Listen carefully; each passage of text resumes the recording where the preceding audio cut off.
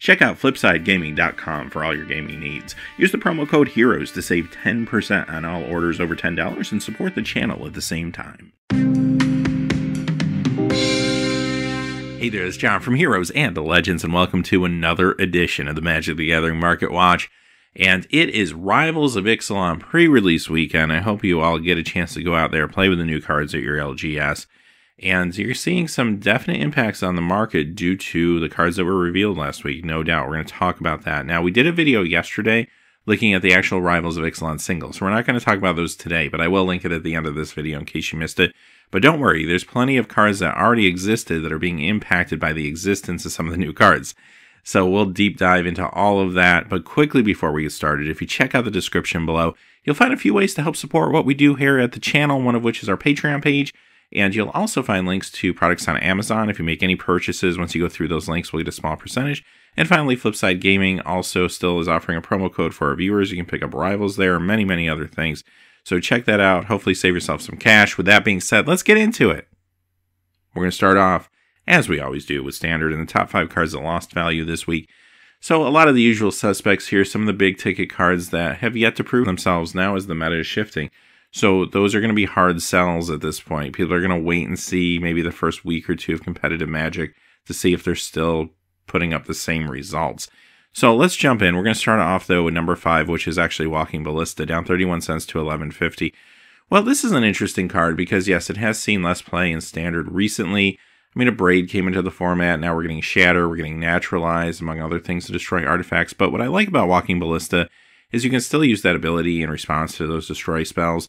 So I don't think this card leaves the Standard format at this point. I still think it has a home. But what's really interesting is its other places that it sees play, and that's like Vintage Shops decks. You'll see this sometimes in Legacy Eldrazi Stompy. You'll see it in Modern Eldrazi Tron. So this is a card that has established itself in other formats as well. Number 4, as foretold, down 47 cents this week to 10.93. Well, this was a long time coming. We're waiting for a snapback for this card. It saw huge growth.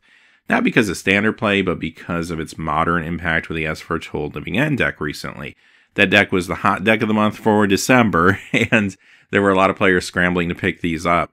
Now, those players have their cards, and it's just wait and see now what that deck can do long term. Can it hang in the meta, put up good results for the next few months? If it does, this card has potential for more growth, perhaps. But at least for right now, it's going to settle down a little bit, and rightfully so. It's had some big increases recently, so we'll kind of keep an eye on this one. Number 3, Vraska Relic Seeker, down 49 cents to $12.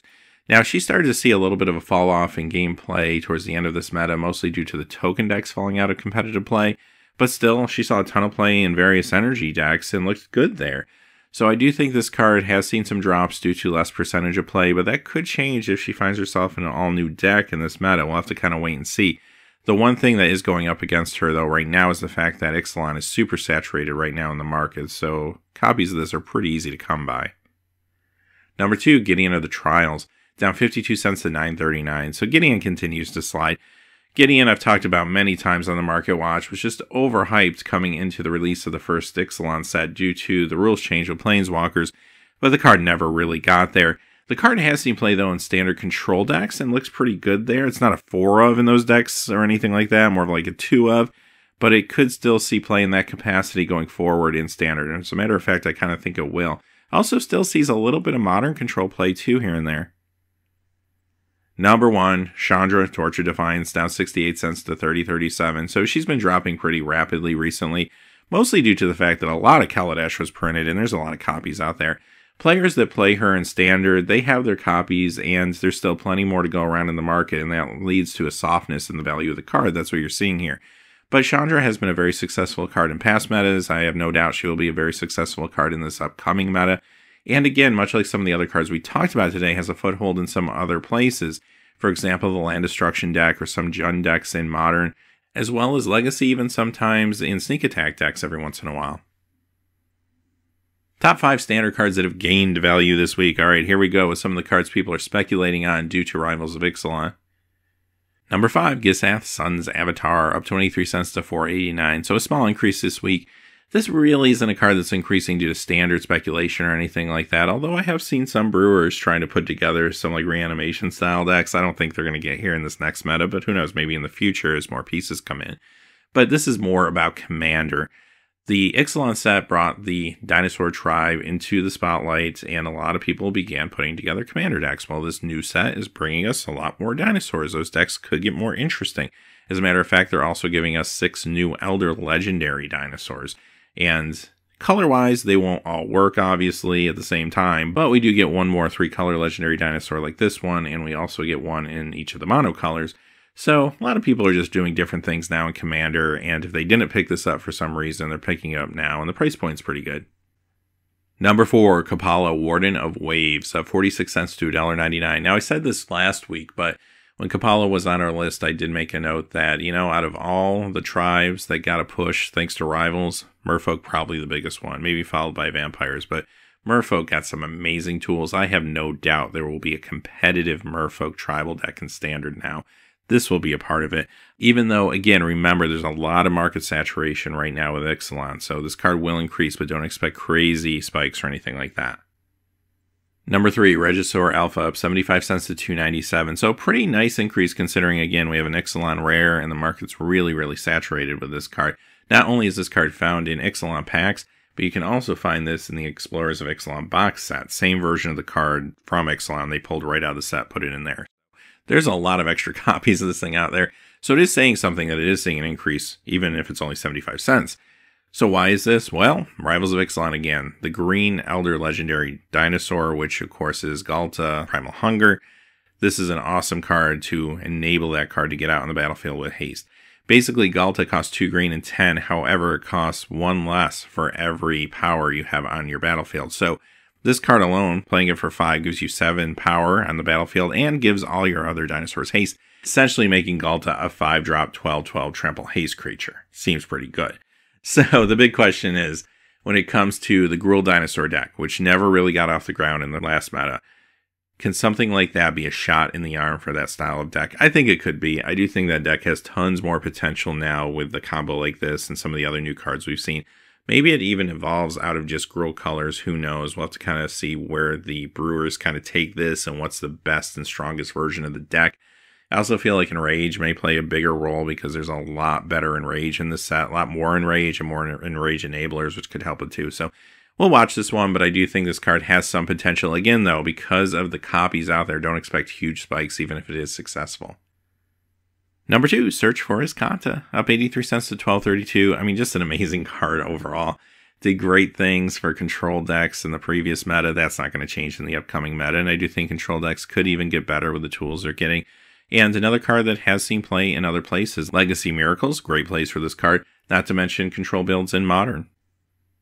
Number 1, probably no surprise, Metallic Mimic, up $1.05 to $8.92. So Rivals, of course, having tons of tribal synergies.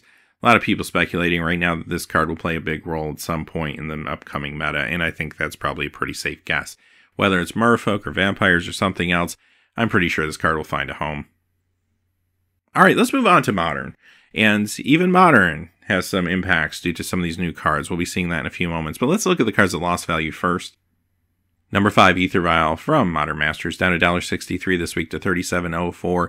And of course, this was recently reprinted as a rare and iconic master, so that's the reason you're seeing the drop here. Now, I will say, though, these cards have been pretty resilient. Even the iconic Masters card, which you can still find for cheaper, held its value pretty well, all things considered, considering how saturated the market is with that particular set right now. So the reason for that mostly, though, is because of the human deck. In November, when Iconic Masters was dropping, a lot of people were trying to put together the human tribal deck in Modern. It was a very hot deck. Still is a very hot deck, actually still putting up good results. Not to mention all the other incredible decks that this card's in. But finally, the supply is catching up with the demand as you start to see a little bit of a drop now. Number 4, Horizon Canopy, down $2.27 to $59.46. This is the Future Sight version. And this card is another one that was reprinted at Rare and Iconic Masters. Another big staple, though, in so many decks, including the Humans deck again, but many, many other popular decks too. This card finally sees like a substantial decrease this week. Now, even though this is pretty steep of a decline, I don't see this card going below maybe $50, $55, honestly. Even though you can find the Iconic Masters one much cheaper, and a lot of people will opt to pick that one up, there is a certain group of players that really want this original one, and I've talked to a lot of them that say, you know what, Since this is a little bit cheaper now than it was, I might as well just buy the older one because they do like the unique card border, the unique art. You're just not going to see anything quite like this printed again in the same capacity anyway, visually. And beyond that too, Future Sight cards in good condition are getting harder and harder to find. They had a low print run compared to other modern era Magic sets. Number 3, Mesmeric Orb is down this week from Mirrodin, down 241 to 1874. This is a part of the mill deck that you'll find sometimes in Modern. This is one of those decks that every once in a while sneaks up on you, puts up a good result. Number 2, Chalice of the Void from Mirrodin, down 306 to 7641. Maybe no surprise here, this card and its Modern Masters counterpart have been hot again recently, and they're just snapping back a little bit this week. Still seeing tons of play in multiple formats, Modern, a lot in Legacy, even some Vintage play too. Number 1, Celestial Colonnade finally snaps back, down 563 to 5364 this week. This was a long time coming. I kept wondering where the snapback was. This card kept going up and up and up. Every week it was on our list. Finally, we get a little bit of a snapback, and again, this is due to the fact that the card is wildly popular in these control builds in Modern right now, Jeskai as well as Azorius control, but the card desperately needs a reprint. I'm happy to see a snapback here, but I do think this is only temporary. If there isn't a reprint, maybe Masters 25, who knows how high this card could get. Alright, let's move on to the top 5 Modern cards that have gained value this week. Number 5 is Nirkana Revenant, up $1.11 this week to $21.22. So this is going up not because of Modern play, but really more because of Commander play.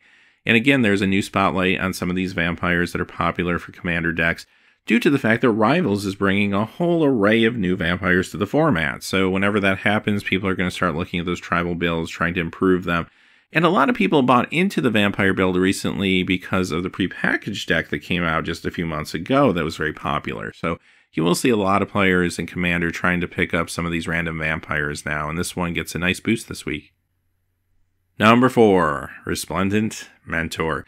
This is up $2.58 to $3.10. Nice percentage increase here, actually. And the reason for that, well, there's a card in Rivals of Ixalan that combos very well with this. It's a 2-drop, which is called Famished Paladin, and this card and that card together are a 2-card combo for basically endless life, as long as they can stay alive and you can activate it. So with that being said, does that actually become a thing in Modern? Well, I'm a little skeptical of that, considering this is a 5-drop and it's only a 2/2. It's very fragile. Don't know if it can hold up in that format, but people are trying to work it out. They're trying to brew it, and you never know. But beyond that, Commander or just casual play, yeah, it's going to be a really cool combo, maybe for some cubes or something like that. So yes, there will be interest in this card. And I do think it's important to point out, too, that this is a Shadowmoor card, which had a notorious low print run due to a recession of the game during that time. Even though this is an uncommon, those Shadowmoor cards, they tend to spike sometimes. Number 3, Noble Hierarch from Conflux is up $2.60 this week to $59.84. This is another card that actually, it's been increasing. It had a little bit of a snapback recently. It's just increasing again. And that is due to the fact that it sees play in just a number of different competitive decks. Most notably, again, recently the Humans deck, but still many other places too. And yes, they did try to reprint this card, at least in some capacity, as a promo for RPTQs. But the amount of cards that go into the population from those events isn't really all that high. It's not like a GP promo. Like, that can really tank a price. But RPTQs, there's going to be a lot less of those. So with that in mind, what's going to happen with this card, I do think the promo helps stabilize at least slightly. I mean, if it wasn't for the promo, this card probably would be up to like $65 right now. So I think you do get a little bit of stabilization temporarily. But unless this card gets a true reprint, it's just going to keep going up. And I don't know if it gets into Masters 25 because we just got the RPTQ promo. So maybe it's just not going to be there. Number 2, Pyrohemia. This is up $3.65 to $4.50. Another big percentage increase. You may be saying, well, why is that? Again, it's because of Rivals of Ixalan. There's a card called Polyraptor, which is a dinosaur with an enrage ability that says it can copy itself, makes tokens of itself. It is a casting cost creature, though. It's a little bit expensive. So again, I don't really see this combo crossing over into Modern necessarily, although again, there's some brewers out there, you never know. I never want to sell them short. But maybe Commander, or again, other casual play, cubes and such, it could be an interesting thing. Ruined Halo is number 1 with a huge increase this week, up $16.51 to $39.99. Well, there's a Shadowmoor rare that's spiking. And this card continues to be popular. This is one of those cards that every once in a while has a nice little spike. This is another one of those, but I wouldn't call it a little spike. This is actually pretty significant. And it sees play, of course, in the Modern control builds out of the sideboard. It's usually like a 2 of or something like that. But again, some of the modern control decks have been very successful recently. So this card again is in the spotlight and being harder to find from Shadow more. Maybe it will snap back. I'm pretty sure this will snap back in the coming weeks, at least a little bit. But overall, this card is going to continue to grow until we see a reprint. Another card that desperately needs a reprint. All right, let's move on to the world of Legacy and the cards that lost value this week. Now, Legacy just generally is slowing down a little bit. You're not seeing as many buyouts right now, but there are a few cards to note. We'll start off with number 5 is On Tomorrow, down $19.98 to $95. Now, this is a card that was spiking pretty aggressively over the last couple weeks. Looked like it was a buyout, and yeah, that's probably the case. It appears that these cards are already being reintroduced into the market. Number 4, Taiga from Unlimited, down $44.97 to $204.60. Always good when you see the dual lands on these lists. It means things are settling down a little bit, that you're having a pretty calm week. Number 3, Gauntlet of Might from Unlimited, down $50 this week to $385. This is a card that was sitting around the $200 mark for the longest time, but it has seen some serious increases recently. This is a card that's pretty good at $93, $94, and you're going to notice that a lot of the hot cards, too, are cards that maybe do get bought out based on speculation that are not only like good reserve list cards that are getting harder and harder to find, but they do fit into like formats sometimes like 93, 94, which aren't formats that are played necessarily by lots and lots of people, but enough people considering the amount of cards out there that they can have an impact. So you will notice that. That's definitely a theme just generally with a lot of our lists. Number 2, Underground Sea from Unlimited, down $50.34 this week to $549.95. And number 1, The Abyss, down a little bit this week, $50.72 to $337.11. All right, let's move on to the cards that have gained value this week. Coming in number 5 is Jihad from Arabian Nights. This is a reserve list card of $42.98 to $109.67. This is an example of what I was just mentioning a few moments ago. This is a fantastic card for 93-94 format, but it's also a reserve list Arabian Nights card, very hard to find at this point, especially in good condition. And I do think you put all that together and people spec on it, they pick up copies when they see them, and it creates a buyout. And this actually looks like a true buyout to me. This is a very nice increase. Number 4 is Bayou from Unlimited, up $46 to $415.98 this week. Number 3 is Diamond Valley. This is up $66.47 to $316.16. This was the target of a buyout. It's been coming down, then every once in a while it bumps back up. I think it's just trying to find its new price point in the market. Number 2, Jazam Jin, up $90 to, wow, $1,025 now. So last week I said by the end of 2018, I feel like this will be a true $1,000 card. Well, I guess my work here is done. I will see y'all in 2019. So I don't think it stays here. I do think you get a snapback before this is all said and done. But I do think before the end of the year, this will truly be a $1,000 card. This is a combination, again, of a card that's good in 93-94 format, is a iconic reserve list card, one of the best creatures of its time, actually. And, I mean, the art's incredibly iconic, too. So this is a card that is going to be very popular among players of certain formats, not to mention collectors. So, yes, the sky's the limit for this one.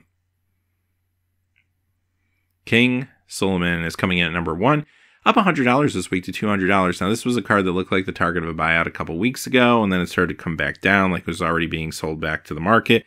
But it bumps up again this week, so maybe the buyout isn't over. This is a very significant bump up. Another card that kind of fits all that criteria. It's good in 93-94 because you have good Ifrits and Djinns in those formats, including the one we just saw a moment ago. And also, too, it's a Arabian Nights card, reserve list. It's not going to be printed again. All right, let's look at a few notable cards before we go. And there were a few cards we've been tracking over the last few weeks that I wanted to check in on, not to mention a few cards that are moving in the world of Pauper. First, we have Bazaar Baghdad. This is a card we've been tracking now for a number of weeks. I won't go into all the gory details again since we talked about it in various videos. But this week it is coming down $560.04 to $1,799.95. I expect this trend to continue. Oubliette is up this week, $1.18 to $26.75. Now, this is an Arabian Nights card that is not on the reserve list. It's actually a common, but it is hard to find in good condition. That's why I got the price point here. Not to mention the fact that this card is awesome in the world of Pauper. So, Pauper, in case you haven't heard, is heating up right now because of the fact that Channel Fireball has recently added Pauper as one of the side events to their big tournaments, like GPs, for example. So what's kind of cool about this format is it was a Magic Online format, mostly, for a really long time. Very popular there. There were people that played it in paper, But now with the new spotlight on it, thanks to Channel Fireball, some of these cards starting to heat up a little bit. This is definitely one of them. This is great in some of the mono black pauper builds. This is also a very unique card if you've never seen it before, because first off, it doesn't really work in the contemporary color pie. This would be a white card if it was printed today. It's one of those cards where you get to exile a creature with the enchantment. When the enchantment goes away, the creature comes back.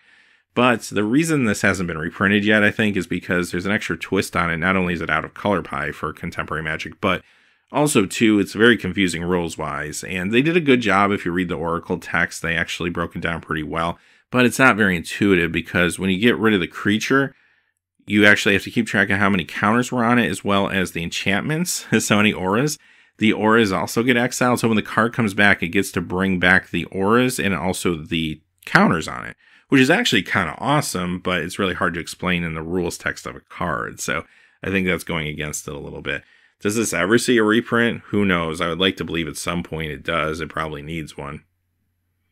Gosh, this is another huge card right now, not only in Vintage, but also, of course, Pauper.